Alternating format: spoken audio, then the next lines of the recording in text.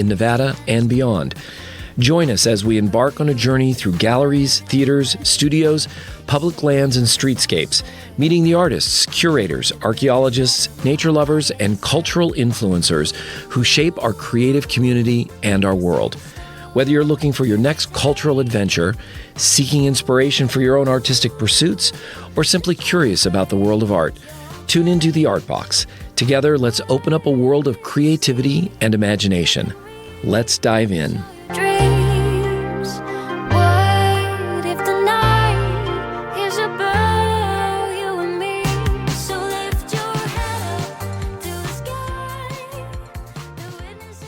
Welcome to the Art Box.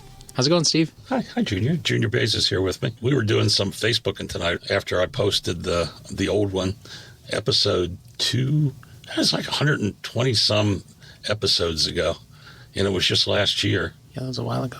And you were thinking about opening. Yeah, we were thinking about opening Fat Dough Bakery at the time. Yeah. And here we are now.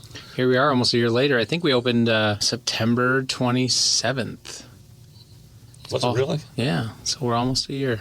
Yeah, but you were thinking about it. Yeah, in August, we were just kind of throwing things around still at the time. I know I came in and we were talking about how we were going to bring these different bakers from different cultures and all these, places and stuff, and it was exciting. Yeah. What part I thought was exciting, we heard about the other bakery going out of business, and Gwen and I were already talking, and I said, I bet Junior, this is bothering him. And then you told me you're up fishing at Fish Lake or somewhere in Utah. Oh, yeah. We were fishing. And you and your dad are talking about it, and then Sabra was talking about it, and then you come back. So I could foresee this stuff. Yeah, I know you too well now. I think it was Penguich Lake or something like that. And is that how you say that, Penguich? Penguich, yeah. I couldn't. If I remember right, I couldn't. My weekend was just on this topic, and it was kind of ruined weekend, just because I was like, I don't want to do this. I don't want to do this. And Sabra's like, we have to do this. We have to. Mesquite needs a bakery. She just kept pestering me, and I'm like, I don't want to do it. I really don't want to do this. It's a big, it's a big undertaking, and you spend a lot of time there. Yeah, I mean.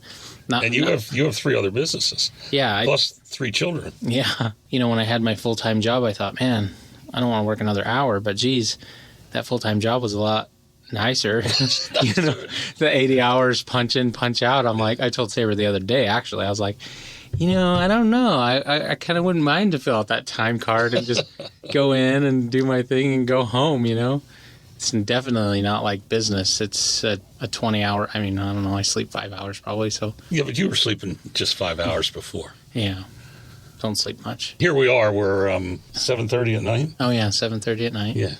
Got to get in when we have some time. 7:30 at night. So we happened to say a few things on Facebook to each other, and then Junior said, "Can we do an update?" Yeah. And I said, sure, but I'm going to be away, so it's got to be this weekend. And he said, how about now? And my wife is like, you're going where? She said, I should have never introduced you to Junior. You said Sabra was going to be mad, but I knew Gwen was going to be like, really? She's like, what? You're home like 3 hours a day when you're asleep? So, Junior, and thank you for coming. Thank you for having me. We just love Fat Dough Bakery. And what we love more than Fat Dough Bakery is everybody who works there. It's been quite the ride. A lot of things have changed. We go with the flow. One, he's an outstanding baker. I've yet to see anything comparable to his knowledge of baking, and I've been around a lot of people that cook and bake, and we get a lot of people, some lady that is an educator at the, Le Cordon Bleu or something like that. And just the comments that she says that the styles and the stuff that she's tried, and she's like, I come from Vegas just to get this stuff, Really? Yeah, absolutely. We have a few people like that, and it's amazing to see that not just your regular everyday customer, you're getting people that are professionals in this business that are coming to try it out and to see what deal's all about. People are seeing our Facebook, and I think overnight, I would say literally overnight, it was one video that I made of one rolling bagels or something.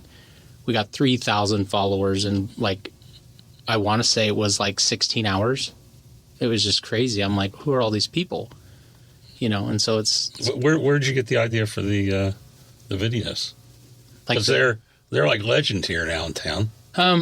It was just a culmination of just, at the beginning, we were just trying to get our name out there and trying to get, people to know that, it's no strange thing to people that are in business in Mesquite. Like, you know, I talk to a lot of people that own businesses here, and we kind of try to collaborate and try to pitch ideas off each other and stuff like that. And I hear it every time. You know, I get that customer that comes in and says, I didn't know we had this here in Mesquite. You know, I've been here for 10 years. I've been here for this many years, and I didn't know that there was this, or I didn't know that there was that. There's people that don't know the art galleries there. There's people that don't know the libraries there. It's pretty crazy to hear, you know, all these people that are like, didn't know we had this, didn't know we had that. And so it was just one of those things where I was trying to get people to know us. You know, I started doing those lives every day. And that got to be in our house. Yeah. Oh, you know, we got to be, you know, and if you didn't do it, where's Junior?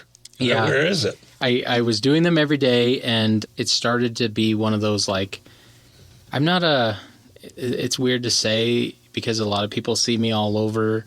They see me at my businesses. I talk to everybody. I know loads of people. You know, going to Walmart and they're like, hey, we watch you on the live. Sabra's like, more fans, huh? You know, more fans. Yeah. I'm like, Ara was pitching some ideas, and I said, hey, why don't you do these, you know? And you like to do social media, and you like to, you know, she's always likes to take photographs, and she likes to, everything that comes out, she's like, let me go take this outside and the lighting. Oh, is that who takes your pictures? Yeah, Ara does. Oh, because your pictures look professional. Yeah, Ara does probably 90% of the... Does she just on her cell phone? Just on her cell phone, yeah. Because I have a friend who does that professionally. Really? And I think, I'm sorry, Larry, if you're listening to this, she puts him to shame.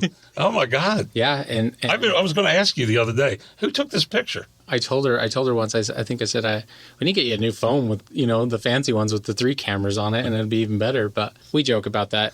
My brother-in-law, who's a professional cinematographer, he's done some photos and stuff. He's never really done the food industry, so he's like... And that's Chris. Yeah, Chris Ray, yeah. Who owns Motion Clubhouse. And he also edits for what? Huberman Lab. Huberman yeah. Labs. He's very busy with all those. I think they're the #1 YouTube channel out to date. Yeah, but in talking to him, he still has to edit out ums. Yeah. So I feel kind of close to him because of that. You know? Yeah, I say a lot. I'm a fellow editor. Ara does a lot of the social medias, and she likes to do the lives. People have started, you know, they're like, oh, yeah. We like and now they're disappointed. Oh, it's Junior today. Right. If I get on there, they're like, where's Ara? Where's Ara? Like, I'm kind of happy about that, you know? I'm like, yeah.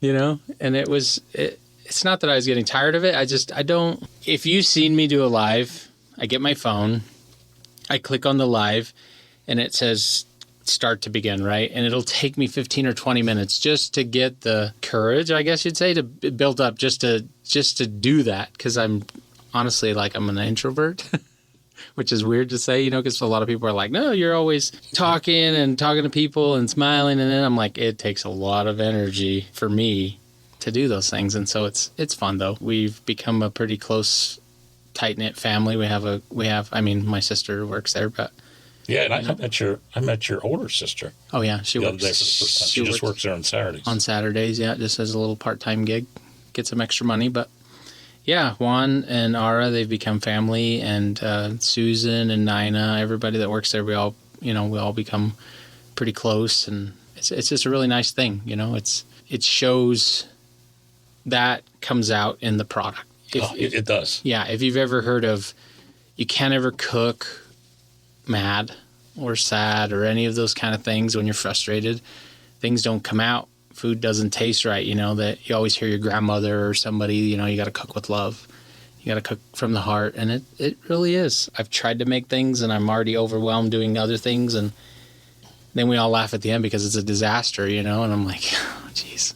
Well, and we interviewed Juan and Ara, yeah, brother and sister. Yep. And Juan told us about cooking from the heart.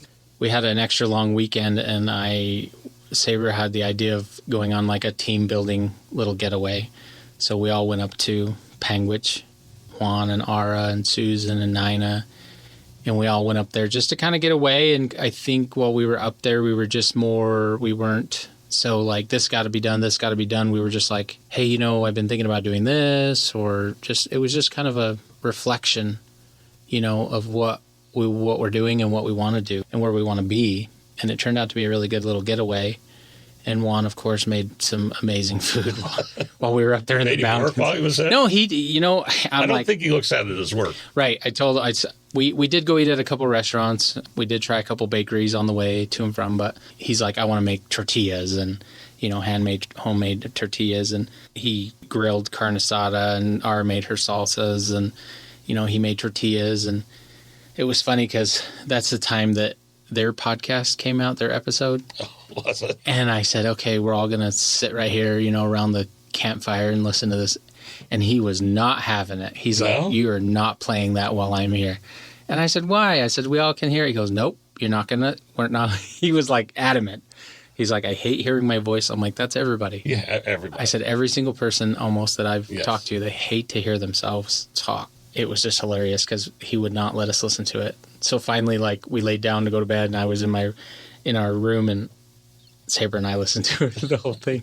And when I told him the next day, he's like, how embarrassing. He's like, I'm like, why are you embarrassed? He's like, because I can't really speak English. I'm like, you sounded great. Oh my God, he did great. Yeah. I'm like, you sounded great. I'm like, you relayed your message and what how you feel about baking, and it was great. Yeah. Ara would boss him around a little. Yeah. Well, she would lead him, because she knows what he's trying to say, and so she would not in a mean sense. No. She was helping him. Yeah, they do that on a regular basis. He'll be saying something, and then she'll Oh, I thought that he chimed in on her a couple of times.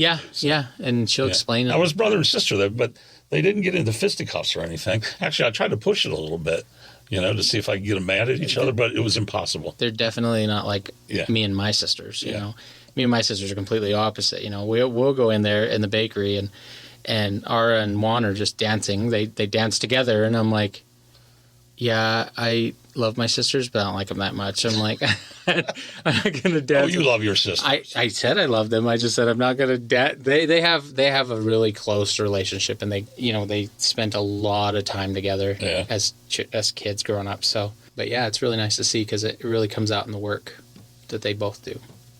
And the food, and also when I go in and there's something new there. Like today, Ara talked me into a pineapple upside down muffin. Oh, yeah. And it was yummy. Yeah, I think Nina made those this morning. I was like, what's that? Yeah. Said, that's a pineapple upside down muffin. Nina started last year in October-ish, I think.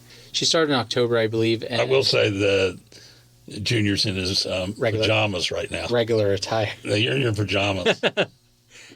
You've got these little He-Man pajamas on. I got my Superman pajamas, but she started in October, and she's amazing. She retired from Kroger Smith's Smith's Bakery, and she's a night owl.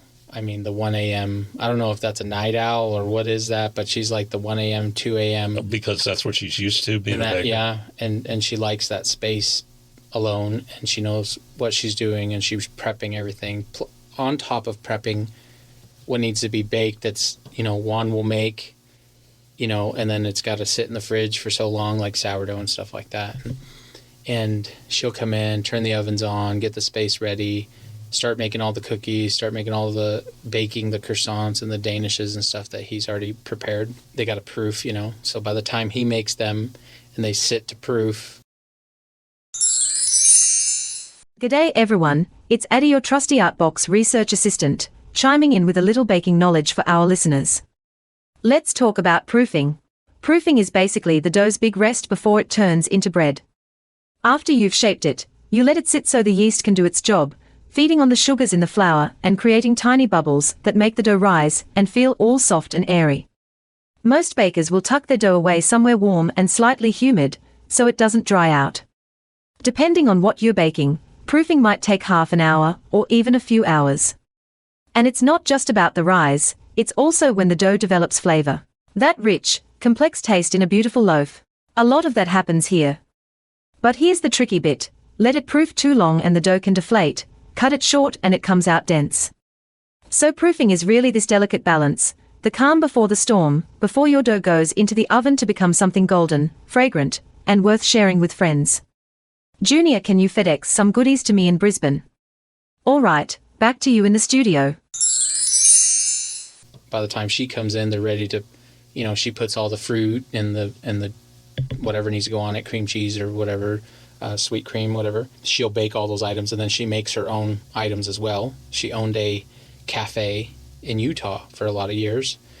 And so a lot of the things like are famous. I say famous because it really has become famous, is the key lime pie. It's become one of our top selling items, and that's her recipe. Oh, it's hers. Yeah, I think from her mother or her grandmother, one of those two, probably from both. It's an amazing recipe. A lot of the stuff that's become popular too, she's come up with those recipes or had those recipes in her, tucked away in her whatever, she has them in her mind or whatever. But she made the cowboy cookie, which is a real popular cookie. The key lime pie, the sticky buns, those are all her things. Are they? Mm-hmm. Calls herself the bakery grandma. She's always thinking about everybody and everything she does. So she's really kind. She seems really nice. Yeah.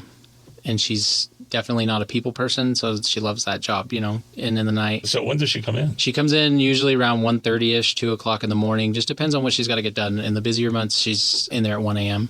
Then she works till about 8 or 9. Yeah, so she takes care of So you brought her in and she brings new stuff. Oh, yeah, absolutely. You just didn't hire a cook. Right. She has a plethora of knowledge of baking and all these good oldie treats, these raisin, I call them empanadas because in Mexican tradition, anything that's folded, with like a bread or dough with a filling, that to us is an empanada. She calls it a cookie, but she takes raisins and makes some kind of sauce with them, flattens out this cookie dough, and then folds them together like an empanada. But it's an old-fashioned type cookie, like I would say probably Depression era, just raisins and sugar, and it's just a very simple batter that she makes. Maybe 5 ingredients, if that. People in her age group and those, those people like that, they're like, oh my gosh, this is like this. So it's taking them back. Bring back memories when they were kids and stuff. So she does a lot of those things, which is fantastic, yeah. And then we have Susan. Susan came in as a customer a couple times, and I remember I was checking her out on the cash register, and she just had this big smile on her face. And if you go on her Facebook, I posted everybody kind of meet them and a little bit of a bio of them. Right. And just Susan, her smile is just infectious. You're just like, this lady's so happy. Like, how the heck can I be that? Like how do I become that happy? And she's just so giddy and happy. And she was just like, when somebody's like so happy, they're just like not shaking, but they're just like, they got a lot of, she's like grabbing her bags and she's holding them tight and she's just smiling and she's like, I just love this place. And she goes, I would just love to work here. And I'm like, oh, well, do you want an interview? And she's like, wait, what? And she, like, her whole, like, her happy smile face was just like totally like game on. She's like, are you serious? And I'm like, dead serious.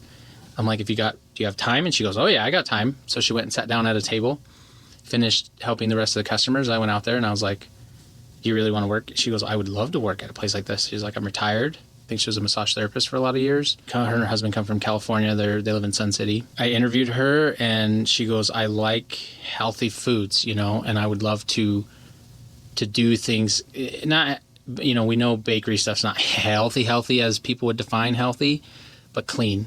And don't tell me that because I just say it's all healthy. Right. Well, it's clean, and that's her thing, versus she says, instead of sugar in my bread, I use honey, and she really liked natural yeast, stuff like those kind of things. She likes to use alternatives, not older kind of ingredients, but it's more simple, She's one of those where if you say, you want to try this, she'll say, what's in it? Oh, okay. She's that kind of a person. And she has a lot of recipes and stuff that just... So she bakes also? Yeah, she bakes. And a lot of the tasks that are time consuming, like sourdough, at the beginning we were... I don't know much about sourdough. Sourdough it's except your bread. I love it toasted and put some of the jam on it from Juniper Outpost and yum. It's fantastic, right? Yeah. I don't dig into the science because I'm not that kind of a person, but there's a lot of science behind sourdough and how it benefits your gut health and all this stuff. I'm just like, it tastes amazing, right? Yeah. I'm like you. I'm like, if it's good, it's good, right? Yeah. It's Addie here again with a little science snack for you, this time about sourdough. What makes sourdough different from your regular bread is the starter. Instead of using store-bought yeast, bakers capture wild yeasts and lactic acid bacteria that naturally live on flour and in the air. The yeast munches on sugars in the flour and creates carbon dioxide, which makes the dough rise all light and fluffy. Meanwhile, the bacteria produce lactic and acetic acids, which give sourdough its tangy flavor and also help preserve it. That's why a good sourdough can stay fresh longer than your average sandwich loaf. There's a bit of a partnership going on, yeast and bacteria working side by side. The yeast does the lifting, the bacteria bring the flavor. Together, they make sourdough not just tasty, but also easier to digest for some folks. So every slice of sourdough is basically a little edible science experiment that's been going on for thousands of years. And so it's just a very time-consuming product. And at the beginning, we were getting a lot of flack because, we're making 10, 12 loaves a day, and they're selling out. And the people that are coming in at noon, I'm not ragging on the people that come in at 1 or 2 and then get mad that I'm like, we're a bakery. Bakeries are usually open early in the morning, and they don't stay open long, And so we started to up that, and Susan took on that role, and she cranks out sourdough. And, we've gone from 12 loaves a day to 24 loaves a day, and so she's taking on that extra work. She makes all the doughs. Juan, if you ask Juan, he would say, if we could just clone Susan, even one more person, we wouldn't be able to keep up. She's just so energetic, and she's always dancing and spinning around, and she's just so much energy. And it's such a nice thing because we're always, sometimes we get in there and we're just like task. And then we look at Susan and we're like, okay, life's not that serious. Like, stop and dance for a minute. She's got her hands full of dough, and she's just doing the Boot, Scoot, and Boogie by Brooks and Dunn. She just can't contain herself when a song comes on, a song that she likes. It's pretty good to have an employee that enjoys themselves. She loves it. Well, I think you have a whole bunch of them. Yeah, we are fortunate, for sure. And we try to embrace that kind of environment. In my experience where I've worked, and it being that kind of way doesn't always get good responses, And it's just one of those things where it's like, why not? Why not have a place where people are like, man, it looks like you guys are having more fun than working. Yes. And that's what we kind of try to build up, But she is fantastic. She assists Juan a lot. She makes all the sourdough. She's picked up the task of making artisan breads, which are fantastic. She makes the croissant dough.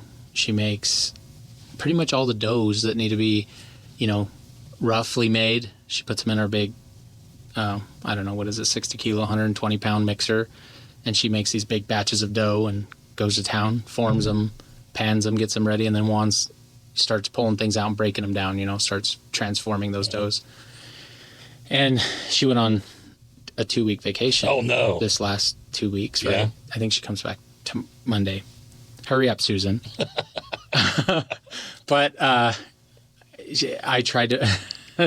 Is that why I've been seeing you in there more? Yeah, I've been trying to pick up a little bit of that slack on making the doughs. And Juan the other day, he's like, what's up with that cinnamon roll dough? And I'm like, hey, I tried my best. Does that count? And she just has it down to a science now. She doesn't have to think about it. Yeah. She's so precise. It's hilarious. I love to mess with her because she has these scales, and let's just say, for example, the recipe calls for 500 grams of something, right? Let's say 500 grams of sugar. Well, I'll go over there and grab a little bit of sugar out, and it'll be $4.98, and she freaks out. She's like, "What are you doing?" I'm like, "Calm down. It's just, Or she measures out. Everything's measured out, right, by weight, and she'll have all of her bowls lined up, right? If she's making dough for, let's say, chocolate chip cookies, I'm trying to see this right here, right?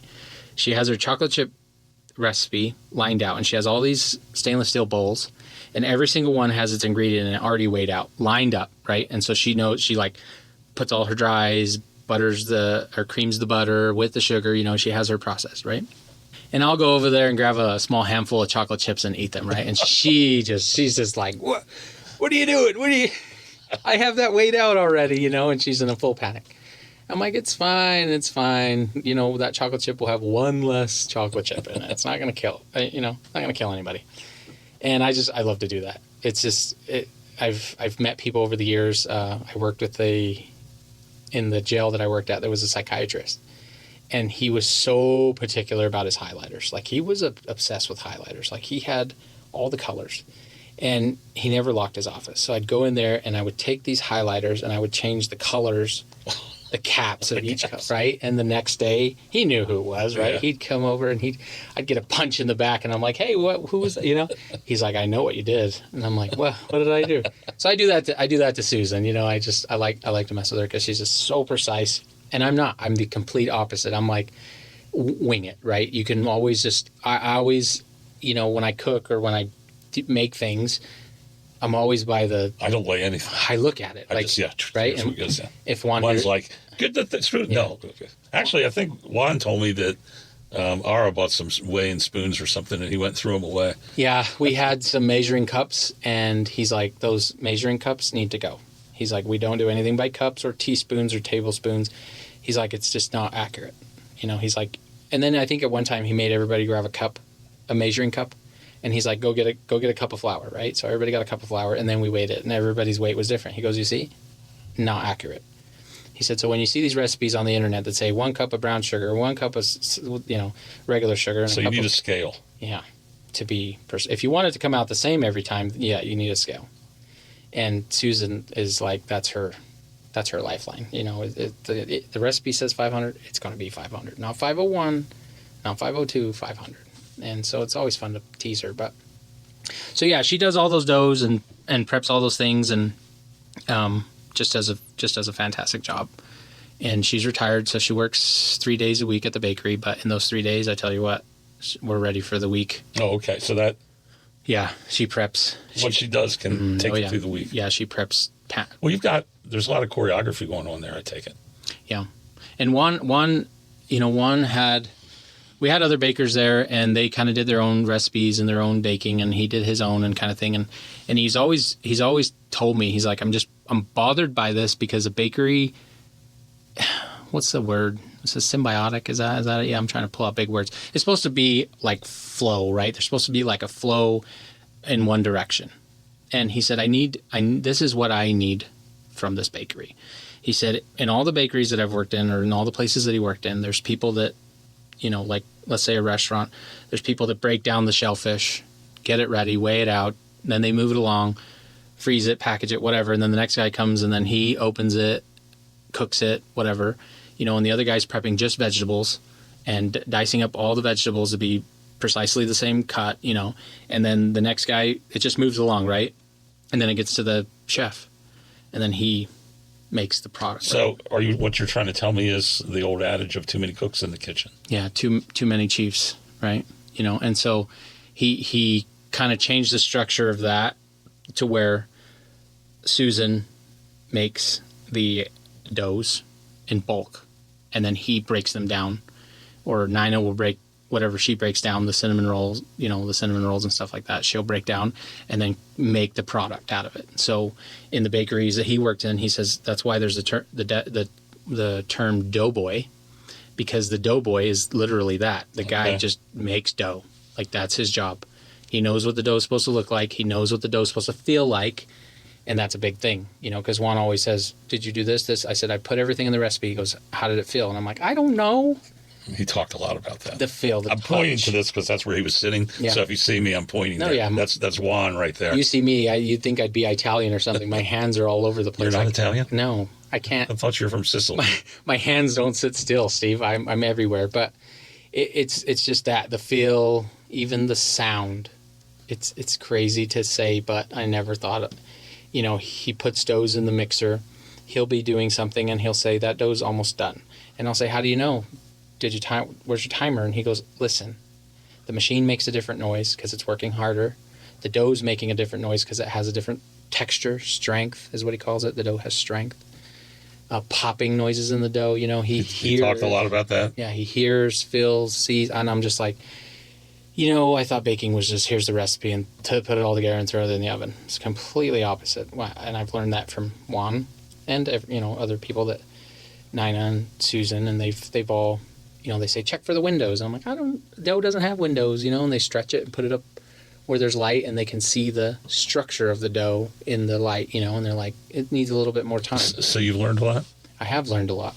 I've learned a ton, and so I don't know everything. I don't know the first thing about baking when I opened a bakery. I'll tell you that. Yeah.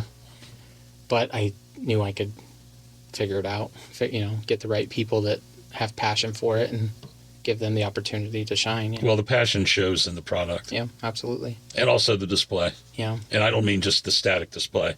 I mean how your people help the customers. They're part of the display. Yep. And Ara is, I want to say she went to school. Do you remember she said she went to school for psychology? To be a psychologist. Psychology, right? So communicating with people, that's like the first thing a psychologist needs to know how to do, right? So she's very good. It's crazy to see how many people come in. She knows their name. She knows what they like. She knows what they don't like. It's just amazing to see that. She's top tier customer service.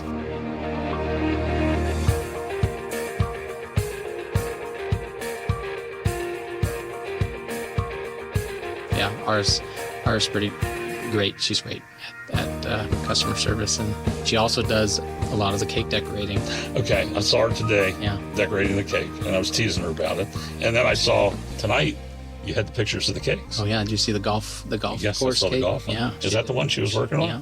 Oh, it's magnificent. Right, and somebody was already. I know where I'm getting my next cake. yeah, I saw that. It's amazing. We had this lady order a cake for her daughter's birthday, and she was just so ecstatic. She was just messaging me, and she's like, best cake I've ever tasted. It was so good, and it was just fresh, and my daughter loved it, and it was, and anytime somebody posts on the yard sale pages or the whatever they are, the group pages, who makes cakes, and this lady will post her cake and everything and just say all these great things about us, So she ordered her son now she ordered a second cake, and that was the golf cake. And today she was just so excited. She was ecstatic. We're getting a lot of cake orders, and we're getting a lot of specialty order items that pastry called Quignon. This customer came in and she goes, this is the king of all pastries. And one said, I can make that, and he kind of like shrugged his shoulder like, meh, like, and he whipped it up. And then he's like, you can come back tomorrow at 1 and it'll be ready. And she's like, what? He goes, yeah. And she had it. And then she goes, okay, I need to put in another order for 12 of these. And then she puts in another order for 8 of these and 12. And the nice thing about these special orders that we started taking a lot, we don't just make that for the special order, right? So if we have an order of 8 pies, we'll make 15. And then we'll put the other ones out in the front for people, because it's quite the process just to make one order, And for like cakes, if one has an order for chocolate cake, he'll make 4 chocolate cakes. And then he gives the customer that ordered theirs, and then he puts the other ones out in that fridge, sells them by the slice, or most of the time they sell by the whole. Like today we had a birthday party or some kind of party that somebody ordered the pineapple upside down muffins. Oh, that's where I got one. So that's how that bleeds out into the front. And that's kind of what we do. That's kind of a thing that we've done. We're not just going to make that order of 10 cupcakes. We're going to make 30 and let everybody else. Along those same lines, which I've always wondered, and this will be more of a serious question, not goofy like I normally am. How do you not end up with a lot of stuff at night that you got to throw away? That's been the biggest challenge, right? Because I can only imagine. Yeah. And when we were first starting it led into, we were selling out quick. And so we're like, let's up at this. We made, like yesterday, we made 36 cinnamon rolls. Well, they're sold out by 11, right? 36 of them. I'm like, oh my gosh, okay, I thought that would be a good amount. So we up it a little bit. And of course, there's days where the day's done and we have a few of things left over, right? We have a system that calculates, kind of like when you go to Smith's. If you look up at the TV, there's a TV that says so many customers in a certain amount of time. So they have a system that predicts they're going to be busy in the next hour, so they need to open up another line. And they have a computer system that has that. Well, we have kind of the similar thing with our cash register system that it tells us every single day for the last 90 days, you've had an average of X amount of customers between 9 and 11. And so we use those numbers and say, okay, let's cover that and then make a little bit more. And some days it's right, not on the money always, but some days it's pretty close. And other days we're like, oh crap, it was busier than that, what we were anticipating, Like the weekends tend to be super busy. But the last couple weeks, I don't know if people are coming back to town, maybe check on their homes or something, but Mondays and Tuesdays have been way busier than, Fridays and Saturdays. It's just a risk that we have to take, a pretty big risk. But because I guess I would cry if I had to throw things away. Yeah, and a lot of the or things... give them away to... Yeah, so a lot of the times we'll make up boxes and they go to the fire department or the police department or the nursing home, or our goes home to St. George and she drops it off at the fire station in St. George, and then we get people that bleed out from that.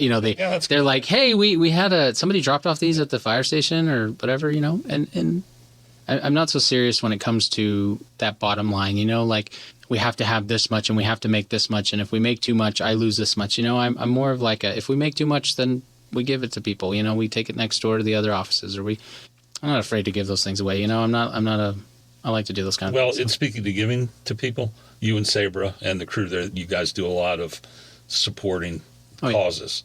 It's the only way to do it. We do these things because we've had our life experiences. We lost our first child, the support we got from that, from people, and then Sabra going through breast cancer at 27, we'd go to our door, somebody would knock, and we'd go to our door and there's an envelope full of cash, no name on it, no nothing, and it's just one of those things where like, man, it's just amazing the community we live in. I've always been raised to, my dad always says, or my mom, you can't take your money with you when you die. And my mom will give, I've given her things for her birthday and Christmas and whatever, and it goes to somebody else. She literally takes it and gives it to somebody. She goes to Mexico. She goes and works the soup kitchens over there. She's all about service and all about very Christ-like. And so that's where you get your goodness from. Yeah, my parents. I think also from your dad. Your dad. My parents. I don't think I've met your mom. I've met your dad. Your dad's a really nice guy. Yeah, my dad's always been a giving person. He's always been very generous, and he's always worked his butt off. And you would think somebody that works the skin off their fingers holds tight on what they earn, but it's completely opposite with him. Mostly my mom's the big encourager to that, though. My mom's the pusher and all that. And so I've learned those things. I've learned those things that there's always somebody, for example, one year we had Christmas and we were young. I was probably, I don't know, somewhere between 8 and 10. And my mom took us shopping and she said, you guys can get whatever you want for Christmas. You can pick out whatever you want, right? So my sisters are going hog wild, just buying makeup and you name it. And I bought, a Nintendo and this and that. And we drove it right to the Salvation Army. And she said, all the stuff you guys bought, we're going to give it for Christmas. And then, my sisters were like, well, what are we going to get for Christmas? She goes, you already got your gift. And they didn't understand that. And I've always been stuck with that. Like, I didn't understand it, but our gift is that we were fortunate enough to give. Yeah. And so that always stuck with me, and those lessons that not a lot of people get, that it's just fortunate, that we can do those things. And I, any kind of fundraiser, it seems like I get a phone call once or twice a week, can you do this? Can I do this? Well, yeah, sure. Absolutely. Well, what do you want me to do? My dad, my uncle, Armando, all, Silver State does a lot giving back to the community that nobody knows about, that we don't advertise, that we don't, for a lot of people that go through chemo treatments, we clean their houses free, and we don't tell people these things. We don't do any of those kind of things. So even me talking about them is just one of those things that I just don't really do. So that's where I'll leave it at that. But, it's just a thing that we do as a whole family. It's not just me. It's my parents and their siblings. And then, it's noticed by the community. Yeah. The community loves you guys. And we love the community. Well, they love Sabra better than they love you. That's fine. But no, they like you as well. That's fine. Yeah, that's good with me. Yeah, I'm okay with that because I'm an extension of her. I say, right? We're an extension of each other. It's always a good feeling to give back and to help people, and yeah, that's why we do it. We don't do it for what is that word called? See, I don't even. Well, it's appreciated. And this is a nice community that you're a huge part of. Yeah, and we were born. Well, we weren't born here because there wasn't a hospital, but basically a hospital now to be basically born and raised here, and this is the place that raised us, and this is the place that's going to raise my kids, and all those extracurricular activities that you did, those sports that you did, like who bought the helmets, who bought these things, as when I was a kid, who funded these things, and and you look back and it's all these people in this community, and it's just no other way to do it but just to keep, Yeah, this community is just fabulous. Keep it going. It's like, and I use it as an example when I did the photographing Miles when he did the mural over at the theater. I was just smiling the whole time because all these people came up. He's like, "Oh yeah, she was my first grade teacher. Oh yeah, she was my third grade teacher." Everybody knew each other, and here we are, these Johnny-come-latelys in the town, and we just enjoy it. Yeah, I mean, I'm 35, and my kids have some of the same teachers that I had. Well, and the crazy part is like my parents, when they went to school here, their teachers were my teachers, and so it's just a continuation of just these people that, Yeah. Well, that's nice about a small town. Yeah. So my older sister's Andrea. Oldest? Oh. Andrea. Okay, it's Andrea. Yeah, because I asked her why you weren't An A. Well, I was supposed to be. Yes, she told me. I was supposed to be an Andrew, but my dad named me after him because I was, long story short, I was not supposed to make it overnight. I was sick. Were you? Yeah, when I was born with like a collapsed lung and pneumonia and all this other stuff, and life flighted to Vegas and Really? yeah, all that jazz. And the doctor. When you were born, you were flight to Vegas. Yeah, and this is where it all goes. Like this goes back. I'm telling you, my mom is a saint. There was 2 kids, me and another kid, born in the St. George Hospital at the same time. I was born like a minute earlier. And this kid was born with something wrong with him where he was not going to make it. And the doctor came in and he told my mom, he says, your son needs critical care and this kid needs critical care. Yours was born first, but I only have 1 helicopter. What do you want to do? And my mom said, send that other boy first, right? You would think a mother, right? Save my child, save my, but it goes back to that, she's like, help them first. And we trust that everything will be fine. And so the doctor said, he's my kid's pediatrician today. Is he really? Yeah. And you look a lot like him. I do? Yes. You guys, his name's Dr. Twiggs. And you guys look very similar, very similar. Don't let me do any medical work on you, though. No, but so the doctor came in and he told my mom, he said, he was so appreciative. And he says, I'm going to personally fly down with your son and make sure that he is received and I'll be right there, So he flew down with me. And the other kid, I don't know if he ever made it or not, but he was flown down in the helicopter, sent to Salt Lake, and I was sent to UMC or something like that. Okay. And yeah, and the doctors are like, they told my mom and dad, they're like, bring your family because he's not going to make it. I'll be surprised if he doesn't make it tomorrow. And my mom ended up living in the Ronald McDonald house, across the street, for like a couple weeks. And I'm here, Went on that and long, I'm here, yeah. Well, no, the next day I was like, the doctor didn't know what. It's a way longer story. My uncle just came home from his mission, and they had came to the hospital and they gave me a blessing and all these other things. And the next day the doctor's like, I don't know who that guy was, but whatever he does, we need him in here to do these things, Yeah. And he's like, your son is not going to die. He's going to make it. So, and I laugh at this because I was supposed to be Andrew or Anthony or something like that. And so my mom's tied up with me going through ICU and all these things. And I said, I guarantee you the nurse handed my dad this paperwork and he put his own name on it, thinking I have to fill this out. Oh, okay. Because we have the same exact name. And so we laugh about that. And when I told my dad that, and he could not stop laughing because he's like, now that you say that, it's probably what happened, because it just says name and he. Yeah, so my sister Adrian works at the bakery, and she prior owned a food truck. And okay, yeah. Yeah. Why do I call her Adriana? Her name's Adriana. Okay. I call her Adrian. Okay, yeah, she's told me about her food truck. Panaca, Nevada. She operated that up there for a while. Everybody loved her food, and she's just like, the other day she was laughing because I said, why don't you go get your food truck?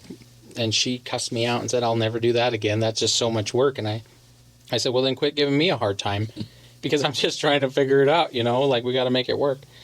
And so anyways, yeah, she owned her food truck, Taco Sonora, which originally Taco Sonora was my mom's first Mexican restaurant that they opened in Mesquite. Oh, okay. She was the first Mexican restaurant here, like in I think it was maybe the late 80s, something like that. I don't know the date, but so yeah, I kind of grew up in a restaurant a little bit, just walking around, ordering food from the cooks, just sitting at the table. We didn't have cell phones, so I don't know what I did. Probably drew on the tables or something. Yeah. But so yeah, Adrian did that, her food truck, and she makes really good food. She loves to cook.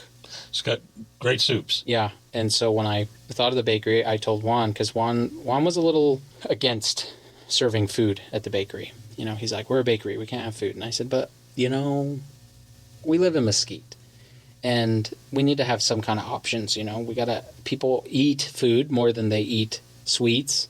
So I said, we have to do some kind of food. And I asked my sister, I said, can you make soups? And she goes, yeah, it's easy. She's taken that on. I tell you, in all honesty, I literally searched the internet on Sunday night in bed. And if you've seen the soups that come out, like the pork belly ramen and the... Yeah. Oh, right? Great, and I was at Smith's the other day, and they're every year they load up on these Hatch green chilies. Yeah. And a lot of places they roast them for you. So I said, And in Las Vegas, Yeah. in Las Vegas, they roasted them right out front. yeah. When I lived in Kingman, they did the same thing. On Sunday night, I just literally click on a bunch of soups that sound pretty good, and I send them to her Sunday night, and she says, okay. And she crafts these soups. She doesn't go on the internet and look at these recipes. She's just like, okay, what does this soup have? What is this? Okay, it has all these ingredients, and then she just does it on her own. She doesn't follow the recipe on the internet because she's just all like, what's in it? And then she makes it like that. Yeah, and they're all great. Yeah, because she's telling me, okay, well, there's this one, but I think next time I make this, I'm going to add such and such. So I think she's always adjusting. Oh, yeah, she'll make it. I know, like the chili. The chili, for the longest time, she was just frustrated with it. And finally she made this mixture of like a Texas chili and then a regular chili, kind of combine them both. And man, that soup sells out every time, like in a flash. People, Are you doing good in the summer with soup? Yes. Yeah. Because you were going to like slow down on the soup. I was going to cut the soups and do fresh salads and stuff. And then I thought, well, Ica Greens is doing salads and they have a lot of fresh produce and stuff like that. I said, let them have it. I'll keep doing the soups. So yeah, Adrian, we really like Adrian too. We like everybody. Yeah. So Adrian has always worked in the customer service field. She's waitressing and doing all those things. So she likes to take care of people, and she's always been in that. And I think in the first episode that we did, I talked about she was going to school to be an esthetician. Well, now she's graduated, so now she is an esthetician. So she worked every day, plus she drove to St. George to go to school, plus being, a mother. It's a lot of work, but she still cranks out good soups, and she's a hard worker. You don't ever see her sitting around. No, you never see. I see her cleaning more than anybody else. Yeah, Adrian, and she'll let you know that too. She's not afraid to tell you, like, hey, I've cleaned this bathroom 5 days this week. Hint, hint, it's somebody else's turn, right? Well, she hadn't told me that yet. No, yeah, I know. I'm just saying. She might. In the back. She's always got a rag, and she's always scrubbing on something, and she's always got a Scotch pad, and she's always got a bucket of soap. And she just loves to be busy, and that's just something also that we got from my dad. Just not so much me, but she got that from my dad. And my other sister, too. They like to just be on the run, moving, doing something, working, doing all those things. And all that, she makes these soups, and if she doesn't like it the first time, the next go around, like you said, she's like, now I know what I need to do. Because again, she's looking at these recipes, but she's just constructing them on her own. Well, she only gets told the menu on Sunday night. Right, and Monday morning she's making that soup that's already there. She's in there, she gets in there at 5 a.m., 5:30 a.m. It's just her nature, she knows how to cook. Well, she's adjusted some because I would go in and the soups wouldn't be ready till like 11, but now the soups are, so she's getting in there earlier. Because we're, again, with that, remember we were talking about the system tells us, hey, it's busier between, and so we talked about it, and I said, hey, we need to have these soups ready to go by 9. And some days it's great, and some days it's not, because by lunchtime, some people are coming in, the soups are already sold out, and I'm like, 40 cups of soup, it's like, it's not like we didn't make a lot, It's not like the wintertime where we were making 2 soups a day, but we're still making quite a bit of soup. So yeah, soup's great for the bakery. Our sandwiches are pretty big hits for people. Our breakfast sandwiches are becoming more popular. Yeah, girls were telling me the other day about the number of breakfast sandwiches they had sold that day. Because I was there at lunchtime. Yeah. And they were telling me about it. And there's some guy said, oh, I can get breakfast now? Yeah. Oh, you were there. Actually, you were out. I was right there. Yeah. And I was helping out. And Nina, this is all part about Nina, right? She preps everything in the morning. And she makes the bacon. And she makes the eggs. And, she cracks all the eggs for the breakfast sandwiches. And she makes so many. And by the time I got in there, they were like, we need more eggs. So I started cooking. I was like the short order cook. Yeah. I was just cranking out eggs, and then they're like, we need 4 more. I'm like, who ordered 4 breakfast sandwiches, right? And then I cooked the 4, and they're like, we need 2 more. And I'm like, holy smokes. But yeah, that day was pretty wild for breakfast sandwiches. But you know how to crack an egg? Yeah, I know how to crack 2 at the same time. Do you? Yes. I can crack 2 eggs. And maybe they should teach that at the Steam Center. It takes practice. People, it's funny because I was cooking eggs the other day. I cooked 5. I don't use a spatula. I just flip them. I can flip them all in the pan without breaking the yolks. Oh. And I was like, how'd you do that? And I'm like, I would say, how do you do that? It's just, it's all in the the flick of the wrist, or I don't know. I'm like, I can't make a croissant, but I can flip a whole thing of eggs. How'd you say croissant? You're going to be in trouble for one. Croissant. Yeah. So yeah, Adrian, she's going 100 million miles an hour in there, scrubbing away, cleaning, and helping customers all at the same time. And so we have a fantastic team. I know in the fall, we've already reached out to some of the people that worked in the fall as part, seasonal part-time help. They're going to be coming back, and we're just kind of getting ready for the, for the return of all the snowbirds and stuff like that. And Is that kind of around Thanksgiving? yeah, I think October they start rolling in, depending on the weather, right? Like if it snows a lot up north, then they come earlier. If it doesn't, then they stay later. But yeah, we get a lot of people on Facebook that are like, I wish I was back in Mesquite still. I'll be back. Yeah, so we'll be doing pies again for Thanksgiving. And I know we're preparing a lot for seasonal food, the whole pumpkin madness and the apple madness and all the seasonal stuff, apple caramel crumble and pumpkin everything. Well, we're excited. Yeah. I'm not excited because I don't want to wish my life away.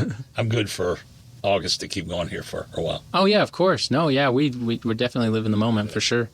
But we just got to be getting ready for the season, when it's cool and people are visiting Mesquite. They'll soon in the fall. Baseball, they'll right? have their softball, and of course the kids. The kids baseball, the baseball, right? Yeah. I mean, this town is a youth sports mecca. Yeah. So yeah, we're preparing for the fall season, getting ready to go for that. We appreciate all of our customers, you guys, all the people that have supported us, and try every day. It's not a job. We literally try every day to come up with something to still surprise the people that come in all the time, We try to come up with new things, come up with our own thing. And it's a lot of research and practice all in between making the regular stuff that people like every day. So yeah, it's great. It's a 20. Like I said, we love you guys. Thank you. So when are you going to open a second location? No, that's not for In a while. Vegas? That's not. We got to get through year one first, Steve, Yeah, which surprises me. When I saw that, I looked the other day. I was like, it would be really cool if I posted them, because we've been a week or so since we put a new podcast out. So let me go look and see what it was at this time last year. And it was you. Was it? And that's why we're here now, because I put that out. And it was just, it seems like you've been in business well over a year. But then again, you just got your sign Yeah, we finally got. not that long ago. That took a while, didn't it? Yeah, it did. Yeah. Because I remember for Friends of Gold Butte, we got ours. It was expensive. So yeah, our big grand opening will be September 27th. Welcome anybody and everybody that wants free goodies. Check us out if you haven't checked us out already. We appreciate all of our customers, all of our repeat customers. It's pretty amazing how many foreign people we're getting because of Google. They are coming from, we had a couple from South Africa, and we had a family from Australia and New Zealand, Germany. And That's fabulous. right? These people from Australia, they came to some convention or something in Sacramento, and then they drove down the coast, and then they were going to go visit Monument Valley. And is that New Mexico or Arizona? Arizona. And they said, we saw your bakery, and we made it a point to stop there on the way through this place. And we're Really? like, hey, welcome in. That's fabulous. Well, see, the Art Box is heard in 75 countries. Holy smokes. So this is good. Maybe you'll get some Yeah. business from. And we're right in the middle, like people that drive, right? They want to go see Zion. Well, and there's a lot we would like to get people to stop in Mesquite, and we're working on that. Yeah, we are. There's a lot of things. But your business is certainly one of them. Yeah.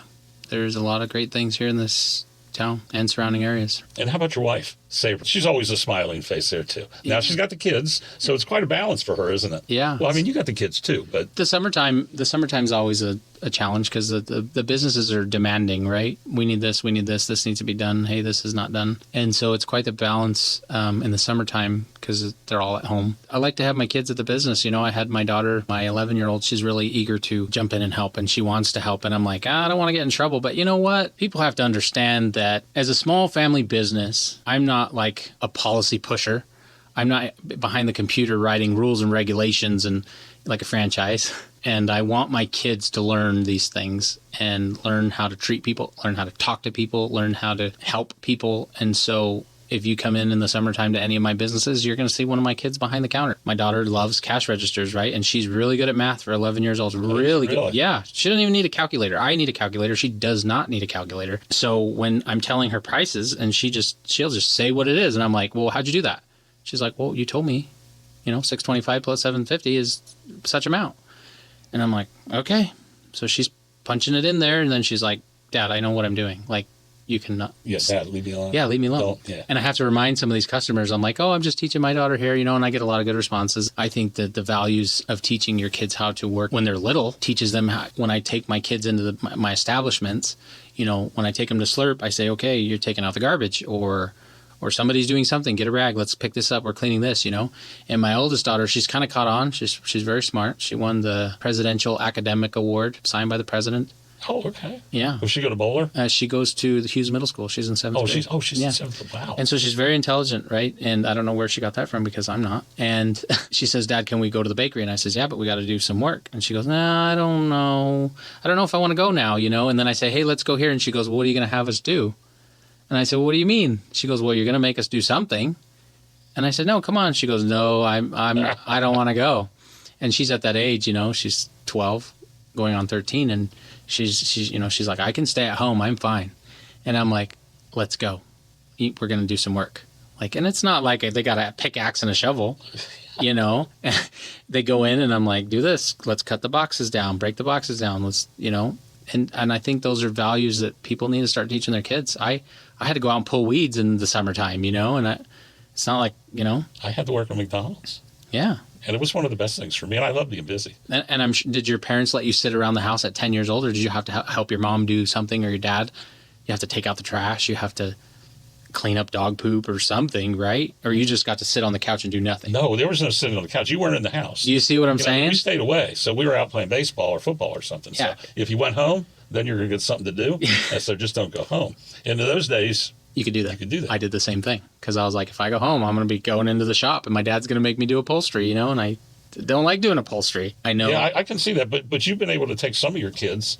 Now tell me, I forget their names now. Stella is the oldest. Camilla's middle. No, I don't mean your children. Oh. I mean some of the kids that you hired, the two girls. Oh yeah, Haley and Mary. Yeah, they help me a lot. They have quite a bit of knowledge of the food industry, and I had none. So when I opened Slurp, they were teaching me, the owner, right, on how to make rules, right, because this generation, they need a checkbox, or they are not going to, in their own mind, they're not going to say, okay, I need to make sure that I clean under this refrigerator, because they're just not going to do it, right? And so they're like, you have to have this checklist so that they can follow the directions. And I'm like, okay. And they help me a lot. And then we opened the bakery, same thing. They flowed into it. And Mary's worked for my other company. And so, yeah, I took them to Hawaii. Well, Mary's picked up a big role in Silver State, hasn't she? Yeah. And that's great that you're giving these kids a chance to advance. Yeah. And when she was working at Slurp, I said, I need a job. I have a job that's a secretary job. And she's like, I've never done that before. I'm like, you're so organized. Everything you write down is just like boom, boom. Like it's crazy to see like how they broke down money and how they organized it and how they have it organized so that when people need change, it's very simple to grab a bundle of this and it's already equal to whatever needs to be replaced, right? You're not like counting out money to get change. It's already all done and organized. And I said, you would be just fine at this job. And she took it on. But yeah, unfortunately, they're moving away. They're moving back home. Oh, really? Yeah, they're moving back to Salt Lake. You're taking kids, young adults, and you're teaching them, and you're creating the leaders. I mean, your daughters will be the leaders in this community. That's my goal, And my daughter, she's good at all her academia and all that stuff. She's, I say, you want to be a veterinarian or this or that, because she loves animals. She loves all kinds of animals, reptiles. She loves snakes, all that stuff. Loves them. She said, no, I want to open a business, and I'm like, really? Why? That's madness. It's crazy. And she goes, I'd like to own a reptile store or something, and I'm like, hey, well, I'll help you. Yeah. So they're already thinking of that stuff at such a young age, 12 years old, 11 years old. Well, Junior, congratulations to you and Sabra and the crew. Yeah. Without them, it would be nothing. So, yeah. So, well, it's a joyful place. I enjoy going there. Yeah. And just like Junior Proud Post. Yeah. I enjoy going there. Yeah, I do too. I like to go look through all the new little things I got. So I just like to go talk. Yeah. I don't go there for your food, although it's always good. Right. But I go there because to get that everybody knows my name. Smile and to get that little pick me up. Be like, Norm. Get that pick me up for the day. Yeah. All right, well, thank you, and thank you for coming out. Yeah, thanks. In the middle of the night. Thanks for having me. Almost 2 hours. It's 9 o'clock. It's 9:20. I don't have anything to do tomorrow, so. No, I'm sleeping in too. So tomorrow's Saturday. I'm sleeping in, so probably. Who's doing the 7 o'clock? Who's doing your FaceTime tomorrow? The live? Yeah. Probably Ara. Okay. If she does one. Sometimes she gets too busy and then she doesn't. She's definitely wearing a couple hats that she didn't have before. Yeah, good for her. Yeah. All right. Thank you. Thank you, Steve. Broadcasting from the Mesquite Works Steam Center in the scenic Mojave Desert, the Art Box sponsors thank you for listening. You can find us on Spotify, Samsung, iHeartRadio, Podchaser, and Amazon Music. Please subscribe so you don't miss an episode. We are on Facebook and Instagram as The Art Box. We welcome all comments. You can email us at artboxvv@gmail.com. The views and opinions expressed on this podcast are those of its hosts and guests and do not necessarily reflect those of our sponsors.